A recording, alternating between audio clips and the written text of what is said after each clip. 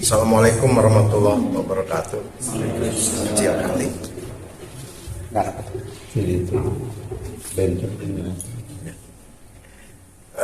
Pak Ustadz, mengenai hisab terhadap sholat ini ya, pada hari kiamat itu kan nanti akan dihisab. Yang pertama adalah sholatnya. Nah, yang jadi pertanyaan, dalam menghisab itu apa yang jadikan ukuran? Apakah ukurannya diterima, satu lagi ditolak, atau ukurannya penilaian bahwa sholat itu semua diterima, cuman nilainya berbeda. Ada yang summa cum laude, ada yang cum laude, ada yang 5 ke bawah, tapi semua itu pertama itu yang jadi orang tuh berpikir begini, Pak. Memang untuk masuk surga itu tidak bayar, murah. Tapi syaratnya banyak, bahkan terlalu banyak. Gitu. Beda lagi dengan mau masuk ke neraka, walaupun mahal, tidak ada syarat. Masuk ke diskotik mahal, mau main dengan perempuan mahal, tapi tidak ada syarat. Udah pastilah masuk neraka itu. Tapi kalau untuk ke surga, ke masjid nggak bayar, mau ke majlis taklim nggak bayar. Tapi sholat syaratnya banyak. Ada yang diterima, ada yang tidak diterima. Kalau memang itu ukurannya. Kalau ukurannya diterima tidak diterima, berarti bagi yang diterima sholat selama itu tidak ada artinya. Tapi kalau yang dipakai ukurannya adalah nilai, sholat itu berarti diterima, hanya nilainya rendah. Dan itu berkonsekuensi kepada amalan-amalan yang lainnya. Dan disitulah sulitnya masuk ke surga, walaupun harga tidak ada bayarannya gitu. Gratis gitu ya. Nah, ini mohon penjelasan lebih lanjut ya, supaya ini tidak menjadi susah masuk surga itu, banyak lobatnya syaratnya gitu. Assalamualaikum warahmatullahi wabarakatuh.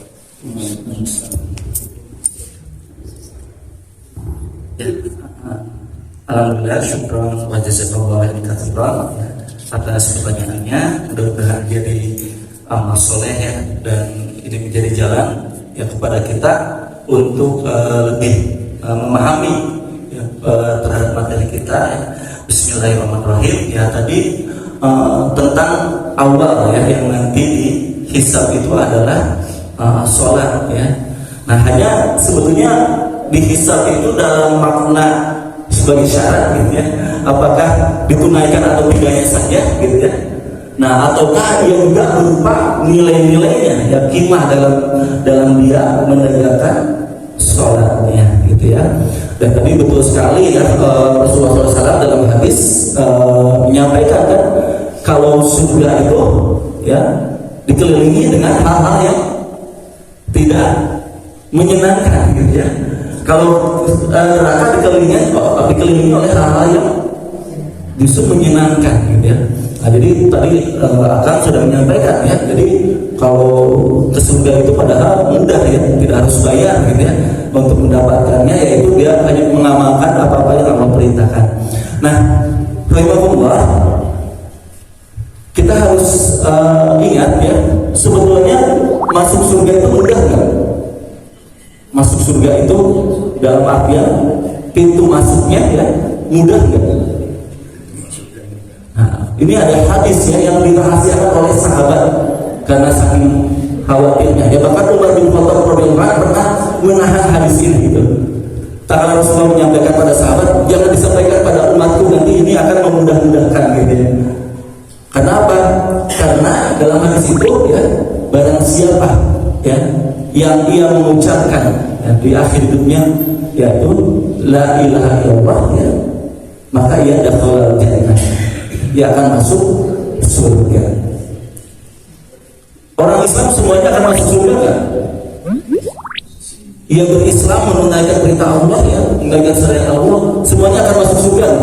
Orang yang telah ibadah dan dia menjalankan dalam hidupnya sebagai seorang muslim akan masuk surga. Nah, seorang muslim sudah pasti kan Allah menjadikan surga padanya, gitu ya. Seorang muslim yang berserah diri pada Allah, itu Allah akan, ini sebagai janjinya ya, dalam sebagai faktanya ya, kita serahkan pada Allah. Hanya janji Allah bagi siapapun yang berserah diri pada Allah, menjalankan perintah-perintah Allah. Nah, janji Allah adalah surga. Hanya masalahnya gimana Bapak-bapak dan Ibu? Untuk masuk surga ini, masing-masing dari kaum muslimin ini tidak semuanya langsung masuk ke dalam surga. Ahlus sunnah wal jamaah dalam akidah yang kita bahas, nanti tidak semuanya langsung masuk surga, gitu ya. Bahkan sebetulnya nanti ada yang tanpa hisab masuk surganya, gitu ya. Nah, ada yang dia juga harus dulu tertahan. Nah, termasuk nanti ada yang sirat, ada yang mizan ya, dalam bahasa akidah ya, timbangan-timbangan tadi ya, dalam yang mizan ditimbang antara kebaikan dan keburukan, gitu ya. Nah, jadi kalau kita lihat ya, betul ada sebagai sesuatu ketetapan yang tadi kan sholat itu ditunaikan. Nah, ini nanti ada yang membedakan tingkatannya, gitu ya. Ada yang hanya menunaikan sebagai syarat terlengkapinya saja, gitu ya. Nah, nanti sama dengan ibadah dalam hikmah, dalam tazkiyatun nafs, amalan ibadah yang tertinggi kan nanti amalan itu ada pertama amalan akhirah di dunia. Nah, ya, jadi tadi berbicara syarat ya, jadi kalau pertama sebagai syarat untuk ia sebagai muslim itu tentu saja ditunaikannya, gitu ya. Dia menunaikan kewajiban Allah Subhanahu Wa Taala. Makanya tadi kalau dia kekurangan ya dari sholatnya itu, maka lihatlah kepada sholat tatawunya. Nah, ini yang standarnya, gitu ya. Kalau kata akan tadi, ini hisaban yang standarnya, ia disebut menunaikan sholat yang artinya dia selamat, gitu ya. Nah, yang kedua nanti ada nilainya. Amalan itu ada amalan akhirah di dunia. Dia menunaikan, tapi untuk dunia. Ini gimana nanti? Fawailun lil musallin alladzina hum an salatihim sahun alladzina hum yura'una wa yamna'una ma'am. Hati-hati orang yang melakukan amalan akhirah, jangan merasa sudah selesai. Nah, nanti ada yang ternyata niatnya bukan karena Allah, amalan akhirah di dunia. Ada yang kedua, amalan dunia lil dunia. Yang ketiga, amalan dunia lil akhirah. Dia melakukan amalan dunia tapi untuk kehidupan akhiratnya. Nah, ada amalan akhirah ya, dia untuk mendapatkan apa?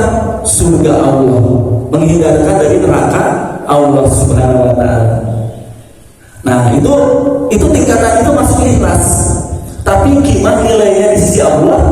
Nah, itu berbeda dengan amalan yang kelima, yang tertinggi. Ia melakukan amalan imma dunia wal akhirah, baik dunia dan akhirat semuanya lillah, untuk Allah Subhanahu Wa Taala.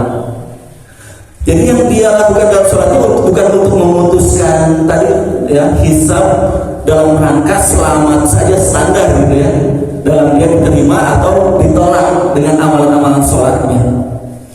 Tapi yang dia lakukan itu lillah, semuanya karena Allah Subhanahu Wa Taala, bukan karena ingin mendapatkan surga, terhindar dari neraka, tapi dia lakukan dengan cinta. Nah, ini amalan yang tertinggi lagi, gitu. Dia lakukan karena ia mengagungkan Allah, ta'zim, gitu. Ia ingin mendapatkan ridho Allah Subhanahu Wa Taala. Nah, ini nilainya, gitu. Nah, memang ada dua tadi, gitu, Kang ya. Jadi ada yang memang yang selamat dari tadi standar, ia betul-betul menunaikan. Hati-hati, satu rakaat saja jangan pernah kita tinggalkan kewajiban kita dalam sholat. Karena masih ada yang menganggap ya, mau satu kali tidak sholat itu tidak apa-apa, gitu. Ya, sholat itu wajib setiap waktunya 5 waktu, gitu, harus didawamkan. Ya, hati-hati, gitu. Ini rukun Islam. Kalau sudah rukun, ya tidak boleh ditinggalkan. Nah, ini syarat sebagai tertunaikannya. ya ia sebagai hamba untuk menjalankan rukun Islam, dunia Islam ala khamsin tadi gitu. Nah jadi itu ya yang diterima atau tidaknya. Nah tadi pertanyaannya bagus dari akan kalau yang di hadis ini ya hisaban yang dimaksud. Nah ini perlu kita lihat syarah tadi ya. Nah, apakah ya karena yang di awal ya, kan ya, ini hisaban yang nanti di awal itu apakah syaratnya atau juga berkaitan dengan nilai-nilainya yang memberatkan. Nah, mungkin ini perlu kita lihat kembali ya dalam apa syarah penjelasan itu. Ya hanya dua-duanya memang itu menjadi hisaban bagi kita semua gitu ya. Itu kita jazakallahu khairan wallahu a'lam bishawab.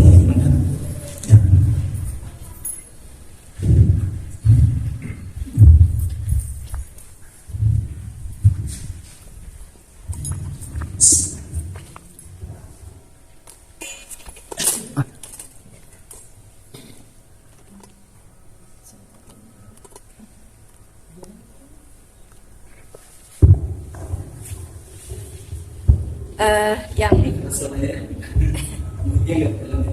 iya, yang pertama bagaimana kita merasakan bahwa Allah menjadi pendengaran kita gitu ya, menjadi penglihatan kita.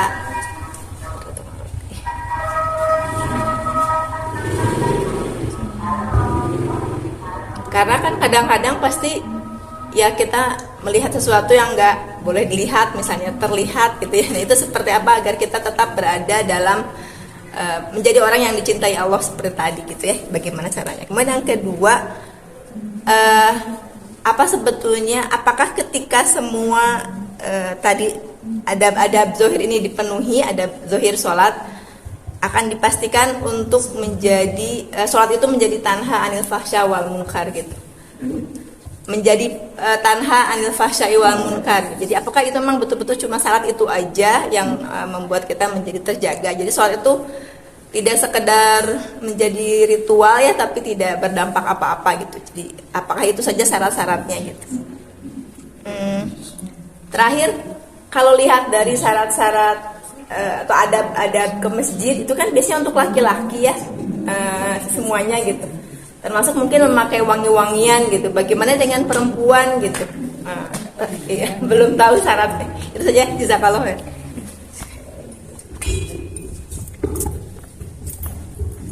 Alhamdulillah, syukran wa jazakallahu khairan ya. Ini ada 3 pertanyaan ya. Bismillahirrahmanirrahim. Yang pertama berkaitan dengan hadis tadi ya. Bagaimana sebetulnya merasakan Allah itu menjanjikan ya, hatta uhibbahu, kalau Allah sudah mencintai seseorang maka Allah akan menjadi pendengarannya gitu ya, yang dengannya ia mendengar ya, menjadi penglihatannya dengan ia melihat. Nah jadi ini ada irsyad itu itu namanya itu jadi bimbingan. Jadi Allah memberikan bimbingan kepada telinganya agar telinganya itu mendengar sesuatu yang Allah cintai, Allah ridhoi gitu. Dan ia akan terhindar dari mendengar sesuatu yang Allah benci gitu. Dan bagaimana itu cara merasakannya? Nah, seseorang yang melakukan tazkiyatun nafs itu dirinya itu memiliki kepekaan, sensitivitas qalbu gitu. Karena ia ingin selalu berada pada kisaran ma'iyah, ya, kebersamaan bersama Allah gitu. Nah orang yang melakukan tazkiyatun nafs itu ingin setiap waktu itu bersama Allah. Allah hadir bersama ucapannya gitu ya. Allah ada dalam pendengarannya. Nah jadi kalau ia ada saat dimana tidak ada Allah bersamanya, ia merasa takala sensitif itu hilang gitu. Nah maka seseorang bagaimana sih ya merasakan bahwa Allah membimbing telinganya? Takala seorang itu sensitivitas kalbunya membuat telinganya itu gak nyaman gitu. Bukan dia berat gitu ya, ngobrol begini, dia udah gak nerima gitu ya, telinganya itu menolak, hatinya itu udah bentar bu, ini mau ke ini dulu gitu saya ada. Nah jadi dia langsung menghindar ya, atau mendengar apa saja, melihat tontonan atau membuka dan tanpa terasa, padahal mencari apa gitu ya, di searching gitu, di searching, cari untuk bahan ceramah misalnya, tapi keluarnya gambar. Nah orang yang matanya memang sudah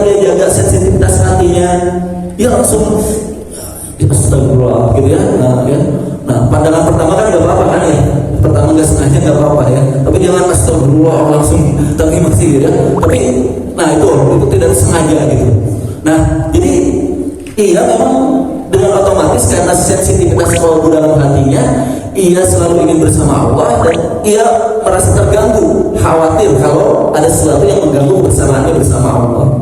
Nah itu yang disebut bagaimana merasakan itu adalah ia akan senang nih mendengar orang tadi ya membaca Al-Quran, ya, ayat-ayat Allah, mendengar nasihat-nasihat kebaikan, yang mendengar berita-berita yang menunjukkan keagungan Allah, dan telinganya itu selalu senang ya dalam mendengar hal-hal yang diridhoi oleh Allah gitu ya. Itu yang pertama ya, yang berkaitan dengan pendengaran gitu ya. Nah yang kedua tentang pasya wal munkar tadi ya, sholat yang memenuhi bagaimana sholat itu dapat tanha anil pasya'i wal munkar gitu ya. Nah insyaallah nanti di kesempatan berikutnya nah kita akan coba, mungkin mohon Pak kita pakai ini ya slide ya untuk pertemuan berikutnya. Nah untuk menghidupkan ini kita perlu salah satunya itu nanti ada tafahum ya. Nanti kita coba tafahum makna-makna sholat ya, gerakan sholat itu maknanya apa, termasuk bacaan-bacaan kita. Nah itu semuanya ada pelajaran-pelajaran ya, yang waktu kita mulai dari wudu tadi ya, mulai dari takbir ya, apa makna takbir karena kita membesarkan Allah, dari doa iftitah ya, semuanya sebetulnya itu adalah pendidikan hati ya, itu pendidikan hati. Coba bayangkan kita dididik 5 waktu setiap saat oleh Allah dengan sholat kita berdialog, berkomunikasi dengan Allah selama. Nah ini harus kita kuatkan. Nah mungkin insya Allah di pertemuan berikutnya akan kita bahas lebih detail kenapa sih nanti loh jadi sholat itu berhasil dalam tanha anil pasya'i wal munkar. Dan yang terakhir mungkin sebagai juga terakhir dari pertemuan ini berkaitan dengan wewangian bagi para wanita ya. Nah memang kalau kita lihat dalam hadis ya, nah wanita itu hati-hati ya. Jadi ia bila keluar rumah ya, nah itu hindari tabarus ya, tabarus zahiliyatan ya, tabarus bersolek yang berlebih-lebihan gitu ya, yang menampakkan tabarus ya, perhiasan yang tidak harus dinampakkan. Nah yang kedua hati-hati juga dalam hadis ya, Rasulullah SAW bersabda, nah yang maknanya ya, barang siapa yang seorang wanita keluar lalu dia menggunakan wangi-wangian ya, yang dimaksudkan, nah tapi saya membaca ilah di sini ya, ilah itu yang dimaksudkan agar wewangian itu ya tercium oleh orang gori gitu ya, orang-orang ajnabi ya, laki-laki asing yang bukan mahram, maka kata Rasulullah SAW ia seperti seorang pelacur ya. Nah jadi ada ilah wangi-wangian itu ingin ditebar, bukan tebar pesona ya, tapi tebar wangi-wangian yang oleh laki-laki ajnabi. Nah itu ada ilah itu tadi ya, ada ilahnya. Karena nanti ada yang tidak melihat ilah juga, pokoknya jangan pakai wangi-wangian. Nah bagaimana ke masjid juga tidak pakai wangi-wangian gitu ya. Nah misalnya wanita tidak pakai wangi-wangian, kadang-kadang tidak pakai wangi-wangian juga bermasalah kan ya. Nah bermasalah saat ini. Nah oleh karena itu kalau kita lihat ilahnya ya, berarti ilahnya itu jangan sampai tercium ya oleh ajnabi ya, atau niatnya jangan sampai meniatkan kalau menggunakan wangi-wangian ini itu dalam rangka untuk tadi ya, menyebarkan tadi wanginya tadi gitu ya. Nah kalau saya cenderung berpendapat pada pendapat ya tadi wangi-wangian tadi ya, maksudnya itu kalau untuk dimasukkan untuk cium, dinikmati gitu oleh laki-laki yang bukan mahram gitu ya. Nah karena sekali lagi ya, pada saat ini kan ya wangiannya saja ya yang penting, yang tidak kuat gitu ya, wanginya kuat. Nah itu perlu dijaga ya. Itu mungkin ya, wallahu a'lam bishawab, karena waktunya sudah habis. Mari kita sama-sama mengakhiri majelis yang mulia ini dengan kita belajar pada Allah Subhanahu wa taala. Alhamdulillahirabbil alamin, hamdan na'imin, hamdan syakirin, hamdan yuwafi ni'amahu wa yukafi mazidah. Ya Rabbana lakal hamd wa lakal syukr, kama yanbaghi li jalali wajhika wa 'azimi sultanik. Ya Rahman ya Rahim ya Ajib Jabbar ya Mutakabbir ya Khaliq ya Bari ya Musawwir. Ya Allah, lakal asma'ul husna ya Allah, la muhsi sana'an 'alaika anta kama asnaita 'ala nafsika ya Allah. Ya Allah ya Rahman ya Rahim, Allahumma sholli ala Muhammad wa ala ali Muhammad kama shallaita ala Ibrahim wa ala ali Ibrahim innaka Hamidum Majid.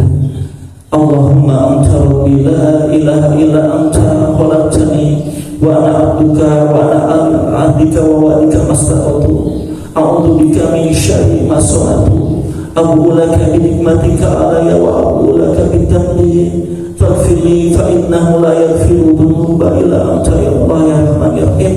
Ya Allah ya Rahman ya Rahim, kami akui segala nikmat yang telah Kau curahkan kepada kami ya Allah, tapi kami akui ya Allah akan kurangnya kami bersyukur padamu ya Allah. Kami malah banyak melalaikan dalam beribadah kepadamu ya Allah. Kami banyak melalaikan sholat-sholat kami ya Allah. Kami banyak melalaikan perintah-perintahmu ya Allah. Oleh karena itu ya Allah, ampunilah kami ya Allah, maafilah kami ya Allah, rahmatilah kami ya Allah, karena tidak ada yang mengampuni dosa dan rahmati kami selain Engkau ya Allah ya Rahman ya Rahim. Allah ya Allah, Allahumma inna nas'aluka hubbaka ya Allah. Aku memohon kepadamu ya Allah agar aku mencintaimu ya Allah, wa hubba man yuhibbuka ya Allah, dan aku mencintai orang-orang yang mencintaimu ya Allah, wa amalan ladzi yuballighuni hubbaka ya Allah. Karuniakanlah kepada kami semua ya Allah agar kami dalam hidup ini ya Allah senantiasa ya Allah melakukan amalan-amalan yang Kau cintai ya Allah ya Rahman ya Rahim. Berikanlah kepada kami ya Allah jalan dan waktu untuk memperbaiki ibadah-ibadah kami ya Allah, sholat kami ya Allah ya Rahman ya Rahim. Rabbana atina fid dunya hasanah wa fil akhirati hasanah wa qina adzabannar. Subhana rabbika izzati amma yasifun wassalamu alhamdulillahi rabbil alamin. Saya mohon maaf atas segala kekurangan yang benar dari Allah Subhanahu wa taala, yang salah semata kehilapan saya.